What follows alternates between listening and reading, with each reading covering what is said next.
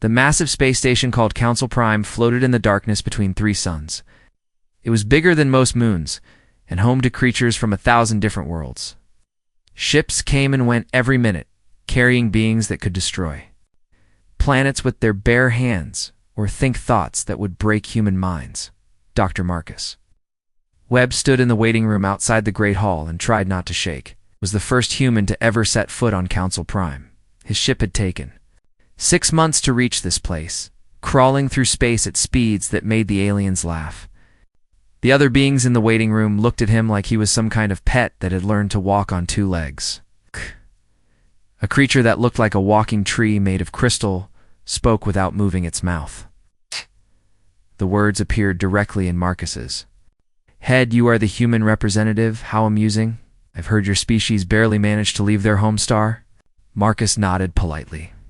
He had practiced this moment for years. "We are new to space travel, yes, but we are eager to learn." The crystal being made a sound like breaking glass, which Marcus guessed was laughter.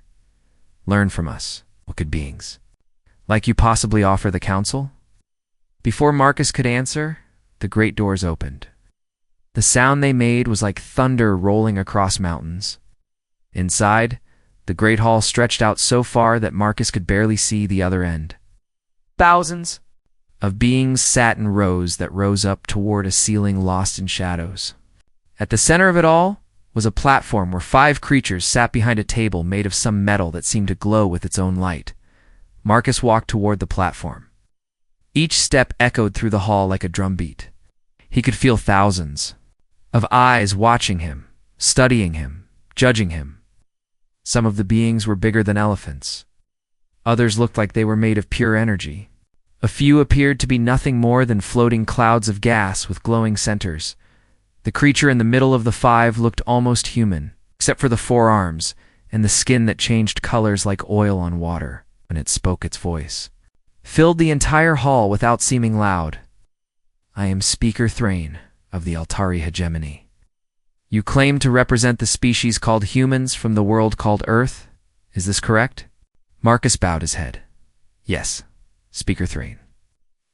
I am Dr. Marcus Webb, chosen by the United Earth government to speak for humanity." Speaker Thrain's skin shifted to a deep purple color. "The Council has reviewed your species' capabilities. Your ships move slower than our cargo vessels. Your weapons are primitive even by the standards of species we encountered 1,000 years ago. Your entire civilization exists on a single world with a population of barely 12 billion. Laughter filled the hall. It came in many forms: roars, whistles, clicking sounds, and things that Marcus's ears couldn't even process. He stood still and waited for it to die down. "What?" Speaker Thrain continued. "Does your species offer that would make council membership worthwhile?" This was the moment Marcus had prepared for. The moment that would determine humanity's future among the stars. He looked up at the thousands of beings surrounding him and spoke in a clear, steady voice. "We offer something that many powerful species have forgotten how to use. We offer patience." The laughter came again, but not as loud as before. Some beings seemed confused by his answer. A creature that looked like a massive wolf made of metal stood up from the crowd. "Patience. I am General Corvus of the Kryn Federation. Our fleets have conquered 1,000,000 worlds. Our weapons can crack moons in half. What use is patience against such power?" Marcus turned to face the metal wolf. "General Corvus, how long did it take your Federation to build its first war fleet?" 300 years, the creature replied proudly. "And how long to develop your planet-cracking weapons?" 500 years of research and testing. Marcus nodded. "Patience built your Federation, General. Patience gave you the time to grow strong. We humans understand that true strength takes time to develop." A being that looked like a jellyfish made of stars floated down from the upper levels. "I am Admiral Nexus of the Ethereal Collective. Our civilization has existed for 10,000 years. We have seen species rise and fall like waves on a shore. What makes you think humans have the patience to survive even 1,000 years?" "Because," Marcus said, looking directly at the star jellyfish, We have already survived longer than most species take to reach the stars. Humans have existed for hundreds of thousands of years on one world. We fought wars, built civilizations, destroyed them, and built them again. We learned to work together, despite our differences. We learned to plan not just for our own lifetimes, but for the lifetimes of our children and their children. The hall grew quieter. Some beings were actually listening now, instead of just waiting to laugh. Marcus continued. You see weakness when you look at our small fleet and simple weapons. We see opportunity. Every species in this hall has something to teach us. Every technology you have developed, we can learn from. Every mistake you have made, we can avoid. While others race to build the biggest ships or the most powerful weapons, we will watch and learn and grow. Speaker Thrain's skin shifted to a golden color. What do we gain from this? Patience of yours. Time, Marcus said simply. Time to see what we become. Time to discover what happens when a species that values patience gains access to the knowledge of the galaxy. Time to learn whether we become your greatest allies or your most dangerous enemies. The hall fell completely silent. Marcus could hear his own heartbeat in the sudden quiet. Finally, Speaker Thrain spoke. The Council will vote on your request for membership. The voting took less than 5 minutes. Lights appeared above each section of the hall, green for yes, red for no. When it was over, about half the lights were green. The motion passes. Speaker Thrain announced, humanity is granted associate membership in the Galactic Council. You will have access to basic trade routes and communication networks. You may establish embassies on member worlds, but you will have no voting rights and no claim to council protection. Marcus bowed again. We accept these terms with gratitude. As he walked out of the Great Hall, Marcus heard the conversation starting behind him. Most beings were already forgetting about the humans and moving on to more important business. A few seemed amused by the whole thing. Others appeared thoughtful. Perfect back. In his small ship, Marcus sent a coded message to Earth. Phase 1 complete. They see us as harmless. Beginning Phase 2 immediately. As his ship slowly pulled away from Council Prime, Marcus looked out at the vast galaxy stretched before him. Millions of stars, billions of worlds, countless species with technologies and knowledge beyond human imagination, and all of it would be studied, cataloged, and understood. Not today, maybe not tomorrow, but eventually. Humans were very good at waiting. The galaxy's greatest powers would continue their wars and their politics and their endless struggles for dominance. They would share their secrets freely, never suspecting that the quiet humans were taking notes on everything. Marcus smiled as he programmed the navigation. Computer for humanity's first official embassy. The galaxy thought it had just gained a new member. What it had actually done was invite the most patient predators in the universe to come inside and make themselves comfortable. The long game had begun. 50 years had passed since Dr. Marcus Webb first stood before the Galactic Council. In galactic terms, 50 years was barely a moment. Civilizations that measured their histories in millions of years hardly noticed such a brief span of time. But for humanity, those 50 years had been everything. Captain Alex Rivers stood on the bridge of the merchant ship, Ridian, and watched the massive Altari battle fleet move through space ahead of them. 12 enormous ships, each one bigger than a city, with weapons that could turn planets into dust. They moved in perfect formation, their hulls gleaming like silver daggers against the stars. Beautiful, aren't they? Said Lieutenant Torres from her position at the sensor station. She was young, maybe 25, with the kind of bright eyes that came from seeing wonders most humans could never imagine. Alex nodded. Beautiful and deadly. Run a full scan, Torres. I want every detail. Already on it, Captain. Tollery. Dreadnought class. 12 ships total. Standard battle formation. Alpha 7. Energy signatures indicate they're carrying the new plasma cannons. We heard about. Alex made notes on his personal tablet. The Altari had been using formation Alpha 7 for 6 months now. ever since the Kryn Federation had started using their new stealth torpedoes. It was a defensive pattern designed to protect the larger ships while still maintaining offensive capability. Any sign of Kryn ships in the area? Alex asked. Torres checked her readings again. Nothing on conventional sensors, but I'm picking up some strange energy patterns from that asteroid field. Could be cloaked vessels. Mark the location. We'll include it in our report. When anyone watching, the Meridian was just another human merchant ship going about its business. The Altari battle fleet barely registered its presence. After 50 years, human ships had become part of the background of galactic civilization. They carried cargo, transported passengers, and conducted trade between the various species. Everyone knew humans were harmless. Everyone was wrong. The truth was that every human ship in space served two purposes. On the surface, they were exactly what they appeared to be: merchants, diplomats, researchers, and tourists. Odd. But underneath that peaceful facade, they were the most effective intelligence network the galaxy had ever seen, Captain. Rivers had been to 47 different star systems in the past 5 years. His official job was transporting rare earth spices to alien markets. His real job was mapping every military installation, recording every ship design, and documenting every piece of technology he encountered. Captain Torres said quietly, "We're receiving a priority message from the homeworld." Ow. Alex moved to his command chair and activated the secure communication system. The message appeared on his private screen in code that only a few hundred humans knew how to read. "New intelligence priority," the message read. "Kryn Federation developing quantum torpedo technology. All ships in Sector 7 Alpha report immediately on any Kryn military activity. Special attention to research facilities and testing ranges." Alex deleted the message and leaned back in his chair. The Kryn quantum torpedoes were supposedly impossible to stop once they locked onto a target. If the Federation perfected the technology, it would shift the balance of power in their favor against the Altari.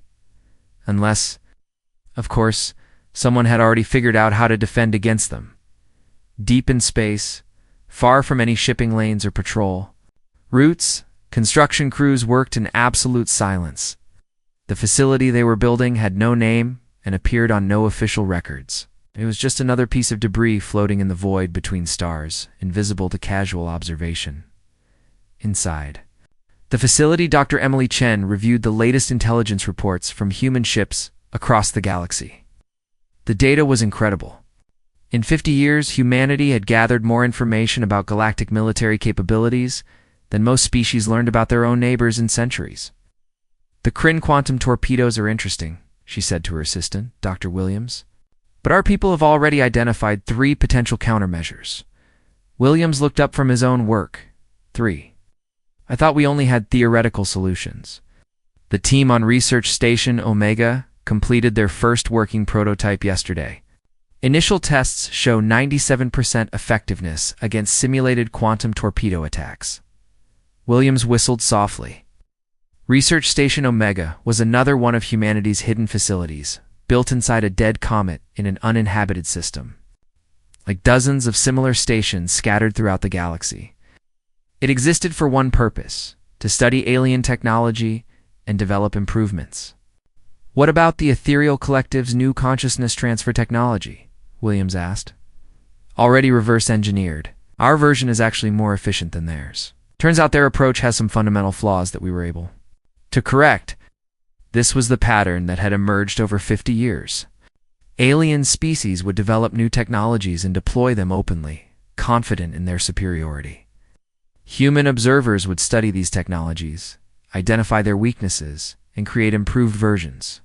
The galaxy's greatest civilizations were unknowingly helping humanity build the most advanced military force ever assembled. Captain Rivers finished his shift and made his way to his private quarters. Like every human ship captain, he maintained detailed logs of everything he observed. T-ship movements, weapons tests, diplomatic communications, all of it was recorded and transmitted back to Earth. Through carefully hidden communication networks, his quarters looked normal enough. A bed, a desk, some personal belongings. But hidden behind a false wall was equipment that most aliens would have found terrifying. Sensors capable of penetrating any known stealth technology. Communication devices that could tap into encrypted military channels, data storage systems that contain the complete technical specifications of every major weapon system in the galaxy. Alex opened his secure files and began preparing his daily report. The Altari battle fleet was heading toward the Vega system, probably in response to increased Kryn activity in that sector. Their formation suggested they expected a fight, but their choice of weapons indicated they weren't planning a full-scale assault. Interesting, he added his observations to the vast database that every human ship contributed to, somewhere on Earth. Analysts would combine his report with hundreds of others to build a complete picture of galactic military movements. Patterns would emerge. Strategies would become clear. Weaknesses would be identified. The aliens thought they were fighting each other. In reality, they were teaching humanity how to fight all of them. Torres knocked on his door. "Captain, we're approaching the Vega system. Should I prepare the cargo for delivery?" "Yes, and make sure our diplomatic pouch is ready for the Altari embassy. They're expecting those cultural exchange materials." Torres nodded and left. The cultural exchange materials were actually detailed intelligence reports disguised as academic papers. The Altari embassy would forward them to Earth through official diplomatic channels, never suspecting what they were really transmitting. Alex looked out his small window at the stars rushing past. 50 years ago, humanity had been trapped on one world, dreaming of exploring the galaxy. Now human ships traveled to every corner of known space. They were welcomed on alien worlds, trusted with sensitive information, and treated as harmless curiosities. It was perfect. The galaxy's major powers continued their endless conflicts, sharing their military secrets with their human friends. The Altari showed off their latest ship designs to human diplomats. It allowed human researchers to observe their weapons tests. Even the mysterious ethereal collective had begun including humans in their philosophical discussions about the nature of consciousness and reality. None of them realized that every conversation was being recorded. Every demonstration was being analyzed. Every secret was being stored away for future use. The Meridian dropped out of faster than light travel and approached the Vega system. Ahead of them, the Altari battle fleet was already deploying into combat formation. In the distance, Alex could see the flashes of weapons fire as Kryn ships engaged the Altari advance guard. Torres, begin recording all combat data. Full spectrum analysis already started, Captain. This should give us excellent information on the performance of both fleets under actual combat conditions. Alex smiled. The aliens were fighting each other and teaching humanity their weaknesses at the same time. By the time this battle was over, human analysts would know exactly how to defeat both fleets with minimal effort. The long game was proceeding exactly as planned. The galaxy's most powerful civilizations were so focused on fighting each other that they never noticed the quiet humans taking notes in the background. Soon, very soon, those notes would be put to use. 100 years had passed since humanity first joined the Galactic Council. The anniversary celebration was being held on Earth itself, something that would have been unthinkable when Dr. Marcus Webb first stood before the assembled alien powers. Now, representatives from across the galaxy traveled to the small blue world to honor the species that had somehow managed to survive in a universe of giants. Ambassador Thrain of the Altari stepped up to the podium in the United Nations building. She was old now, even by Altari standards, but her voice still carried the authority of someone who had witnessed the rise and fall of civilizations. Behind her, holographic displays showed images of human achievements over the past century: trade networks, diplomatic missions, cultural exchanges. 100 years ago, she began, humanity asked to join our galactic community. Many of us were skeptical. Here was a species with primitive technology, limited resources, and no military power to speak of.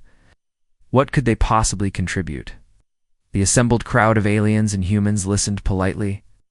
The Great Hall was filled with beings from dozens of different species, all there to celebrate humanity's centennial as members of galactic civilization. But humanity taught us something important, Ambassador Thrain continued. They showed us that strength comes in many forms. Through patience, diplomacy, In cultural exchange, they carved out their place among us. They may not have the largest fleets or the most powerful weapons, but they have earned our respect through their dedication to peace and understanding. President Lisa Carter of Earth smiled graciously as she accepted ceremonial gifts from each major power: crystal containing Altari poetry, a small piece of metal from the first Kryn starship, even a glowing orb from the mysterious ethereal collective. What none of the alien dignitaries noticed was the brief hand signal President Carter gave to her security chief, a simple gesture that would have meant nothing to outside observers. But to those who knew the code, it meant Phase 3 is complete. Begin Phase 4, deep beneath the Swiss Alps, in tunnels that had been carved over the course of decades. Admiral David Stone walked through corridors that stretched for kilometers. Underground, a facility around him was larger than most cities, hidden so far beneath the Earth that no sensor in the galaxy could detect it. "Status report," he said to his aide, Colonel Barnes, as they made their way through the command center. "All systems operational, Admiral. Project Prometheus shows green across all boards. Project Cerberus is ready for deployment. Project Medusa... Auto quotes. Medusa is ready for field testing, sir." Admiral Stone nodded grimly. The three projects represented humanity's greatest achievements. Technologies so advanced that they would have seemed like magic to the aliens celebrating. Upstairs, Project Prometheus was humanity's stealth fleet. 12,000 ships built in secret facilities scattered throughout the galaxy, each one invisible to every known sensor system. They used technology borrowed from a dozen different species, improved and perfected by human engineers. The ships could appear and disappear at will, strike without warning, and vanish before enemies could respond. Project Cerberus was humanity's defense network. Automated systems hidden throughout space, capable of protecting entire star systems from any conventional attack. The technology combined Altari energy shielding, Kryn plasma manipulation, and ethereal consciousness transfer protocols. The result was a defensive system that could adapt to any weapon and counter any strategy. Project Medusa was something else entirely. A weapon system so devastating that even its creators had debated whether it should ever be built. It was based on principles discovered in ancient ethereal texts, combined with Kryn quantum manipulation and powered by technology that humanity had developed entirely on their own. "And our intelligence networks?" Admiral Stone asked, as they entered the main command center. "Complete penetration of all major powers, sir. We have assets in every government, every military command, every research facility," the Altari think. They have human spies working for them. The Kryn believed the same. None of them realized that every human defector is actually still loyal to Earth. The command center was a massive room filled with holographic displays showing the positions of every major fleet in the galaxy. Red dots marked enemy positions. Blue dots showed human assets. Green dots indicated allied vessels. The map was almost entirely blue and green dot. Colonel Barnes continued his report. "Our merchant ships have mapped every major trade route and military installation. Our diplomats have access to classified information from every major government. Our researchers have reverse-engineered every significant technology developed in the past century." Admiral Stone studied the displays. 100 years of patient observation had yielded perfect intelligence. Humanity knew exactly where every enemy fleet was positioned, what their capabilities were, and what their battle plans contained. More importantly, they knew the exact location of every critical infrastructure point. Every military production facility, every command center. "Sir," another officer called from across the room. "We are receiving a priority transmission from Intelligence Division." The main display changed to show Dr. Elizabeth Chen, current Director of Terran Intelligence. She looked tired, but her eyes were sharp with urgency. "Admiral, we have a situation developing in the Outer Rim. Our assets report that the Vorthok clans are massing for a major offensive. Target appears to be the Altari Centauri system." Admiral Stone frowned. The Centauri system was home to nearly 50 billion Altari civilians. A Vorthok assault would be devastating, potentially triggering a galactic war that could consume countless worlds. "How certain is this intelligence?"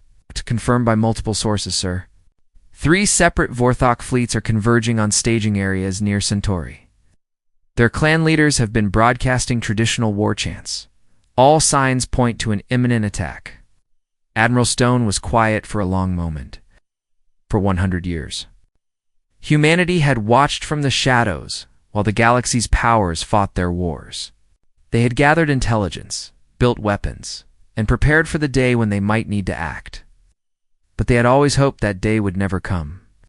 The Altari defense fleet in that sector, he asked. Minimal, sir. Maybe 50 ships at most. The Vorthok are bringing at least 301. The numbers were stark. The Altari would be overwhelmed in minutes. Billions of innocent civilians would die, and the galaxy would plunge into another age of warfare as everyone chose sides in the conflict, unless someone intervened. Colonel Barnes, Admiral Stone said quietly, prepare the fleet.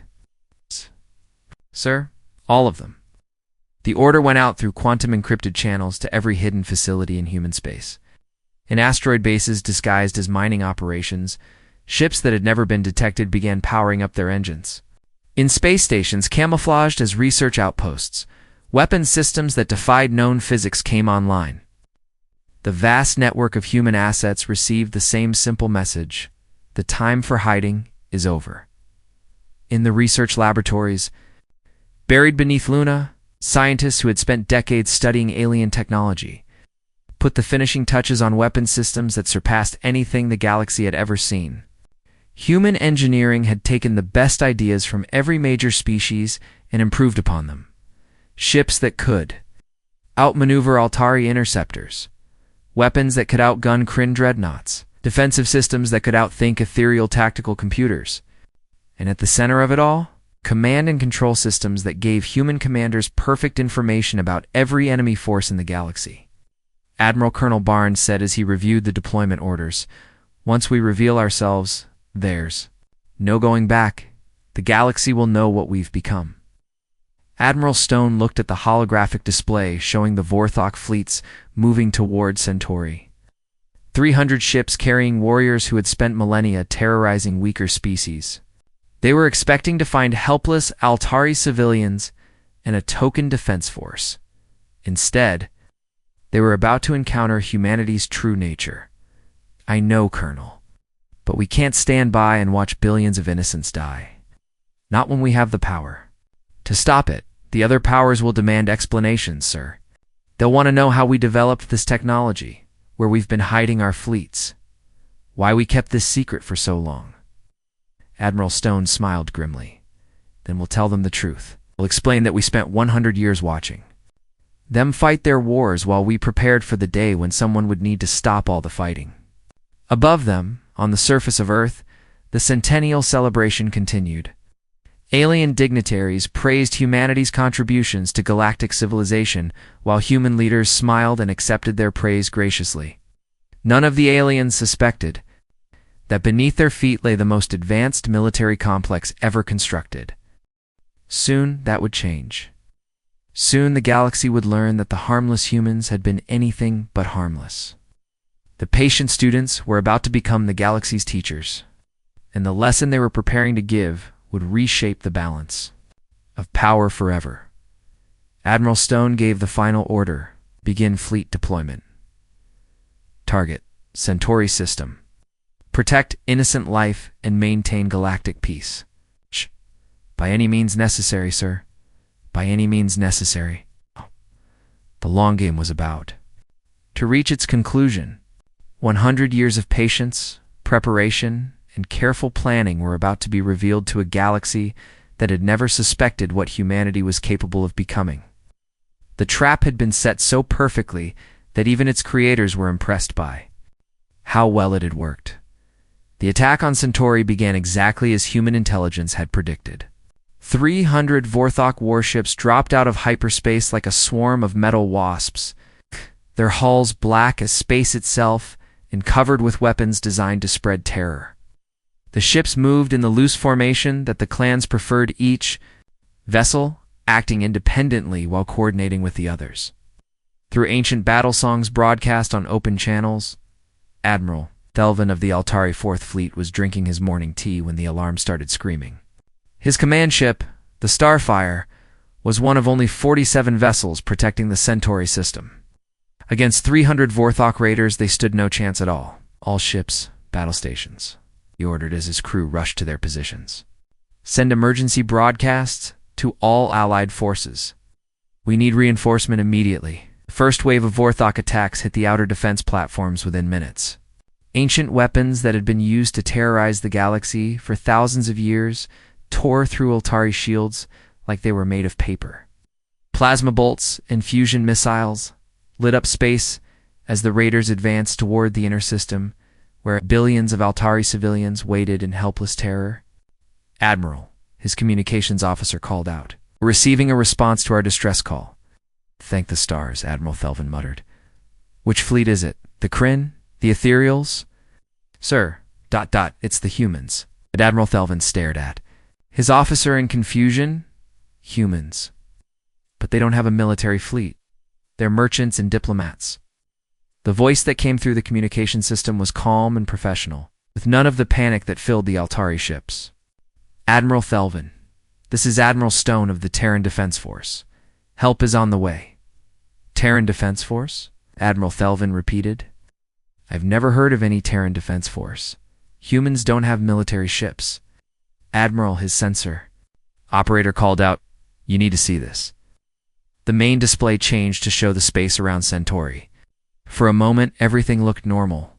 The Vorthok fleet continued its advance while the Altari ships desperately tried to form a defensive line.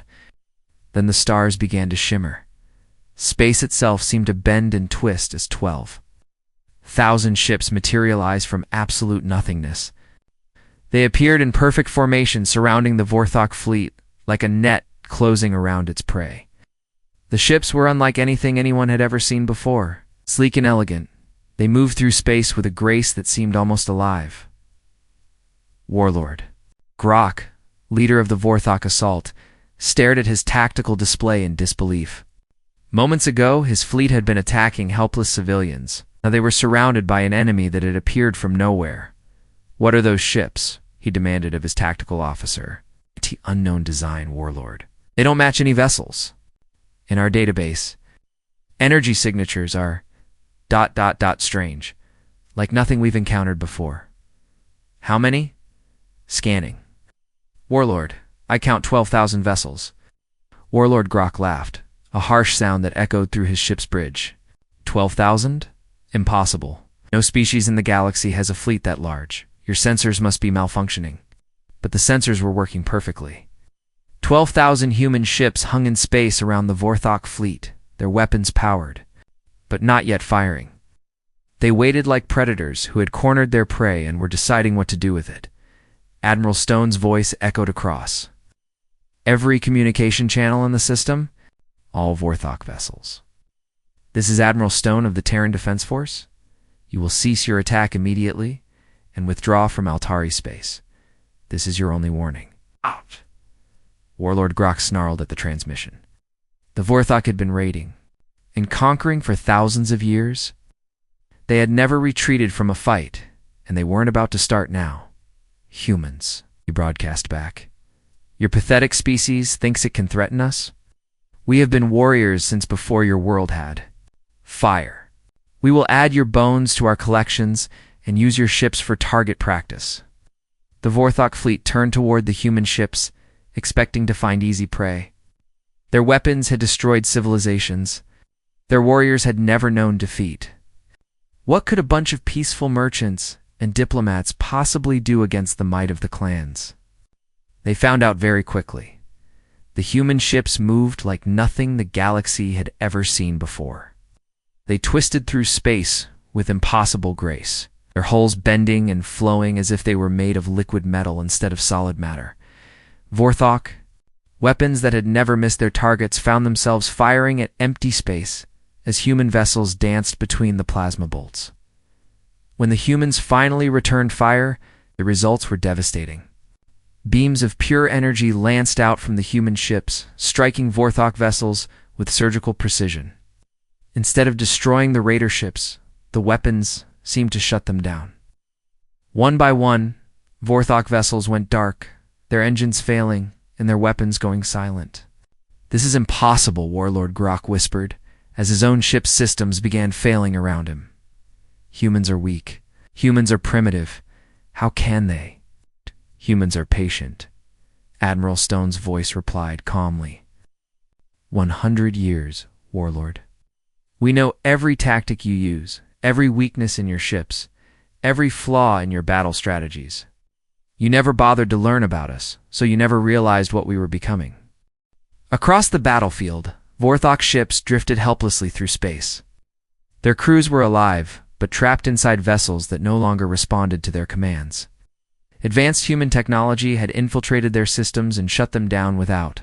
Destroying them was a demonstration of power so complete that resistance became meaningless. Admiral Thelvin watched the impossible scene unfold on his tactical display.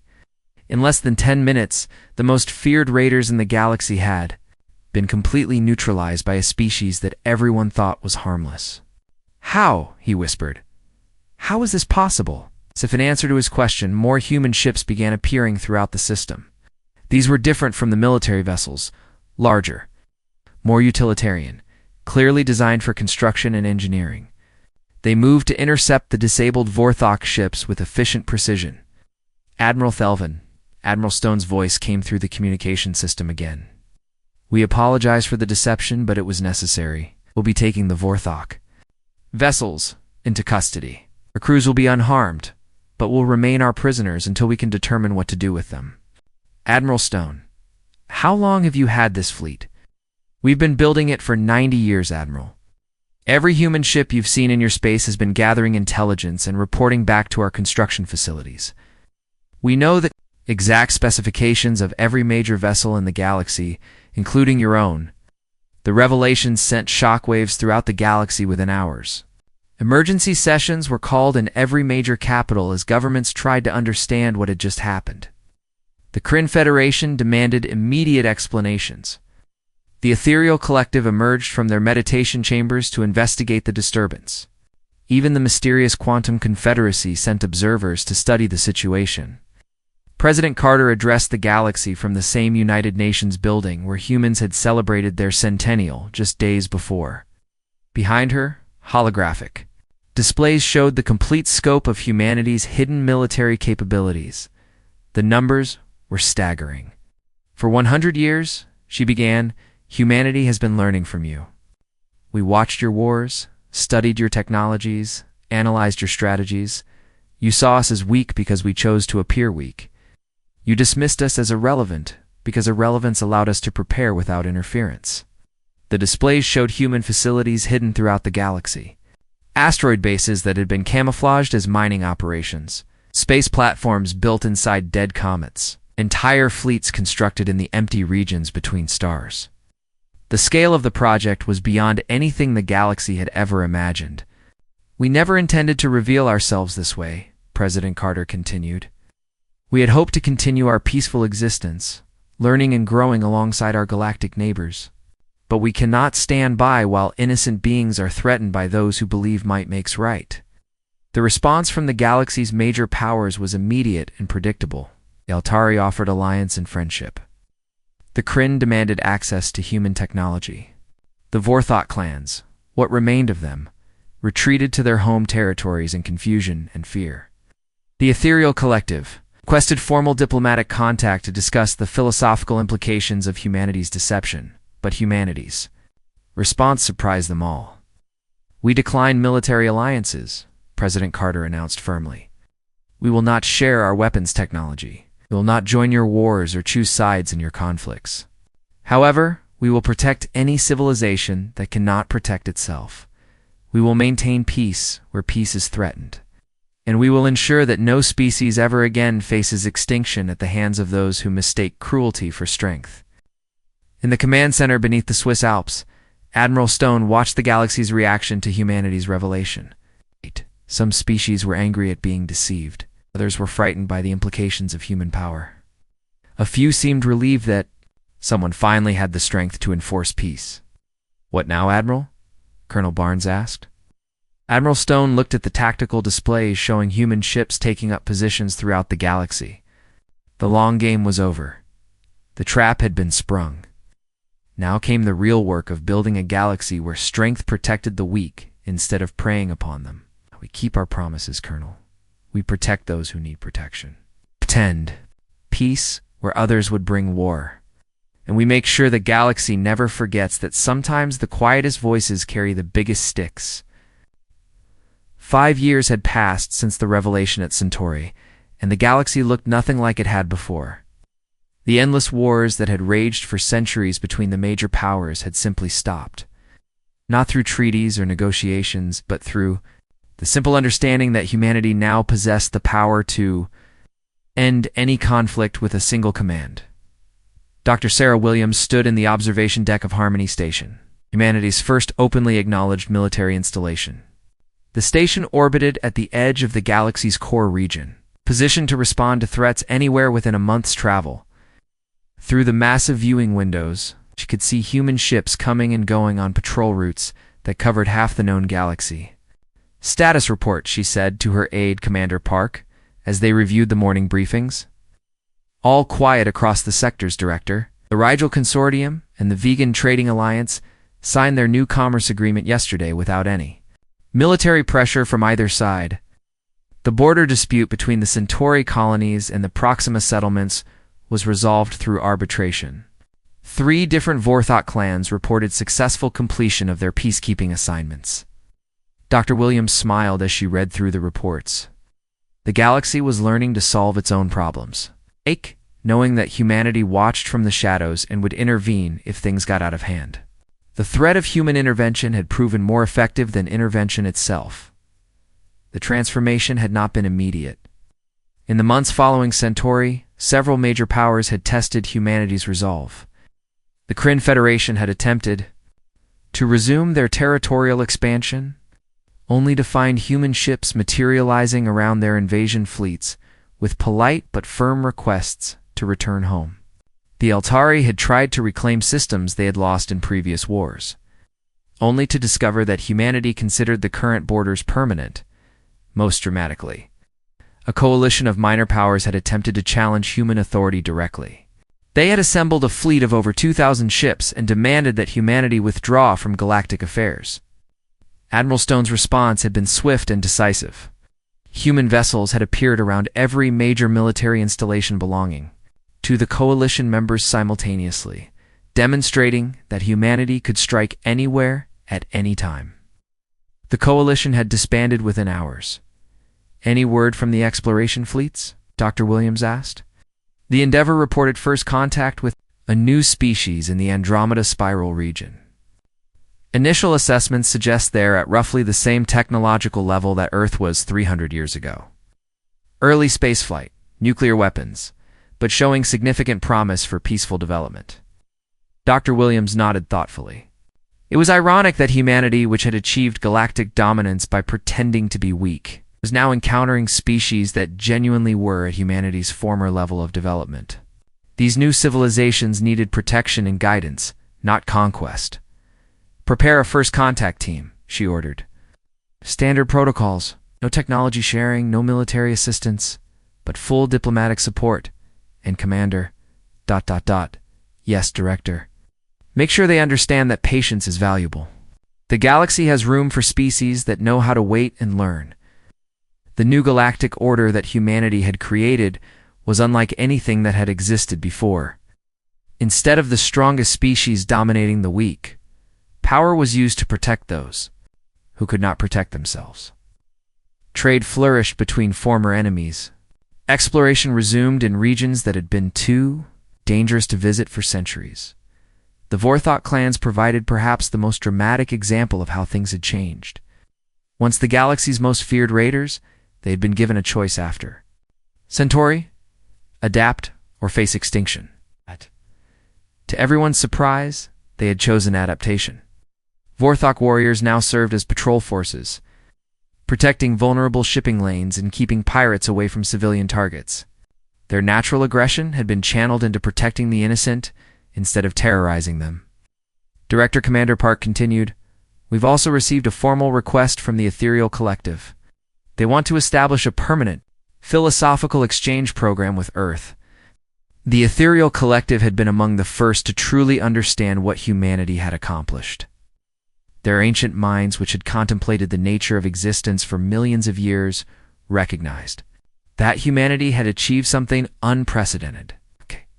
They had used patience and intelligence to reshape the galaxy without conquering it. President Rodriguez, who had succeeded President Carter 2 years earlier, was preparing for another historic announcement. She stood in the same United Nations building where humanity's true nature had first been revealed to the galaxy, looking out at an assembly that included representatives from every major species.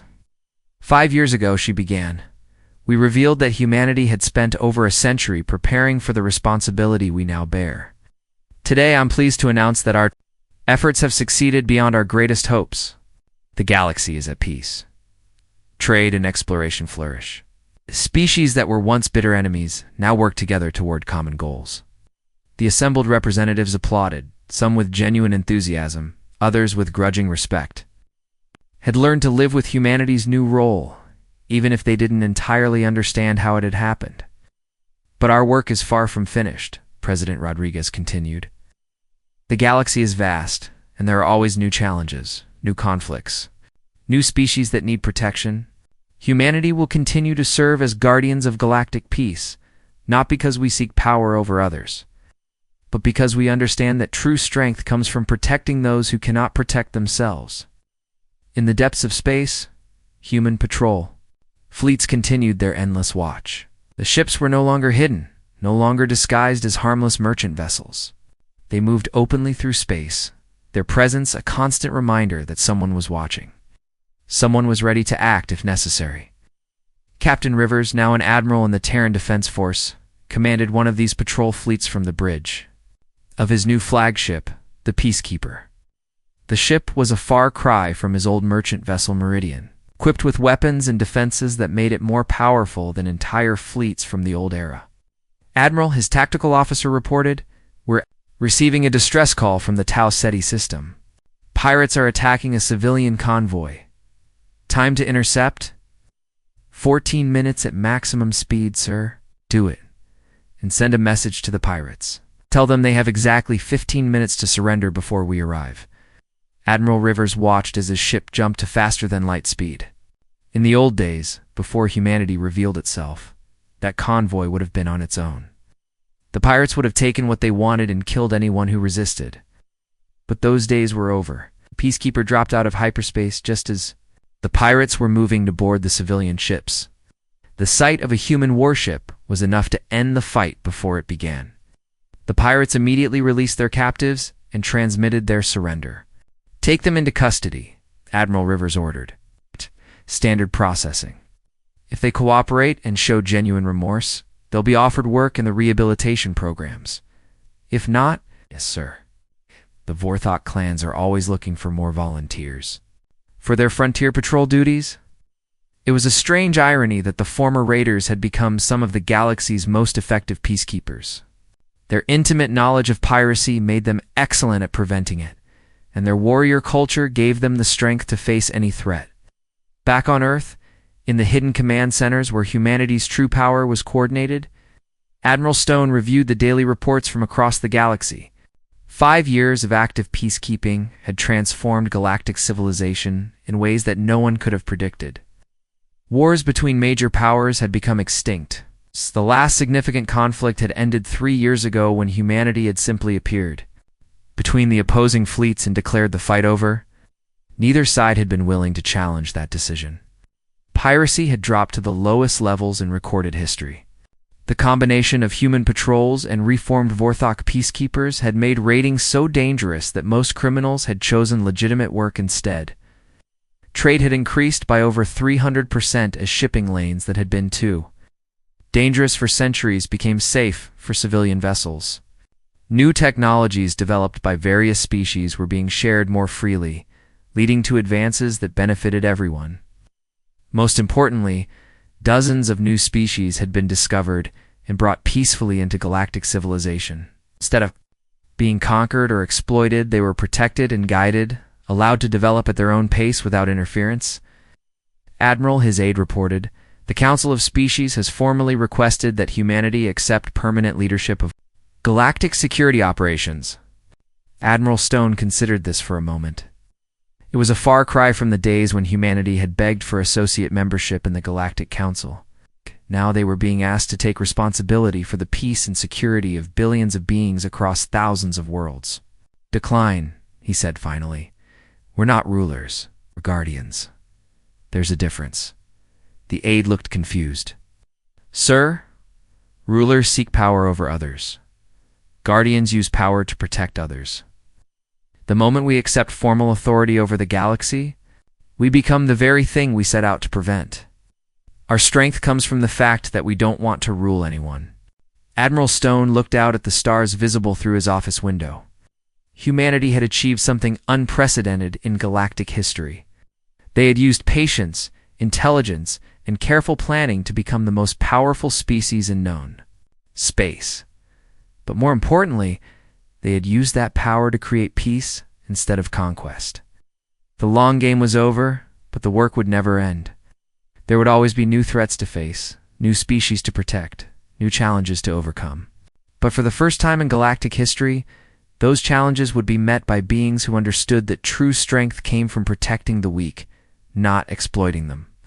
The galaxy had walked into humanity's trap, but it was a trap designed to free everyone from the endless cycle of war and conquest that had dominated galactic politics for millions of years.